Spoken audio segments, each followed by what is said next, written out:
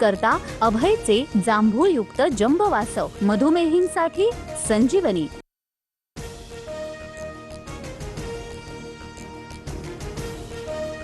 23 एप्रिलला बारामती आणि राहुरी विधानसभा मतदारसंघात पोटनिवडणूक 4 मे रोजी मतमोजणी होणार।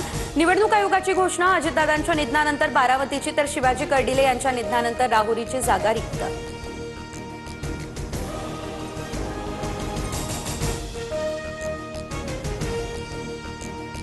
बारामती राहुरी पोटनिवडणूक बिनविरोध करण्यासाठी प्रयत्न करणार। निवडणुका लादल्या गेल्या तर लढण्यासाठी तयार। मुख्यमंत्र्यांचं विरोधकांना थेट आव्हान।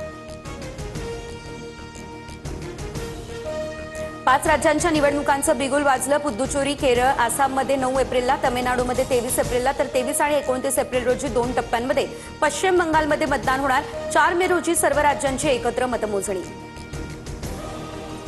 पश्चिम बंगालमध्ये 35 वर्षांनंतर पहिल्यांदा 2 टप्प्यांमध्ये निवडणूक होणार। 23 एप्रिल हा पहिला टप्पा तर 29 एप्रिल रोजी दुसऱ्या टप्प्यातील मतदान पार पडणार। मुंबईमधील हॉटेल व्यवसायाला गॅसची झळ। महानगर गॅसकडून पाईप गॅसच्या पुरवठ्यामध्ये 20% कपात। पाईप गॅसवरती अवलंबून असलेले 35% हॉटेल संकटात। पर्यायी इंधनाचा शोध सुरू। पीएनजी असल्यास आता एलपीजी कनेक्शन रद्द होणार। केंद्रीय पेट्रोलियम मंत्रालयाचा मोठा निर्णय। पाईप गॅस धारकांना आता एलपीजी सिलेंडर मिळणार नाही। वितरणातील पारदर्शकता वाढवण्यासाठी सरकारचं मोठं पाऊल।